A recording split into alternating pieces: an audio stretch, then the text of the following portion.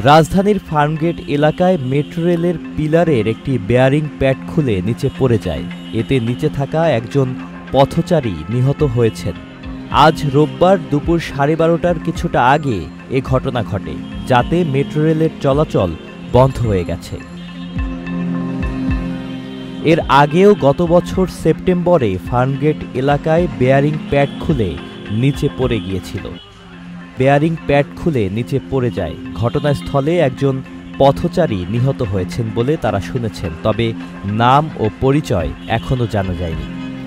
Dhaka mass transit company limited DMTCL সূত্র জানিয়েছে, এ ঘটনার কারণে দুপুর 12:30টার দিকে উত্তরা থেকে মতিঝিল পর্যন্ত পুরো পথেই মেট্রো রেল চলাচল বন্ধ হয়ে গেছে।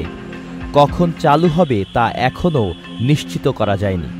মেট্রো রেলের লাইনের নিচে উড়াল পথের পিলারের সঙ্গে রাবারের একটি বেয়ারিং প্যাড থাকে। এগুলোর প্রতিটির ওজন আনুমানিক 140 থেকে 150 KG. Sajid Abdullah, channel I.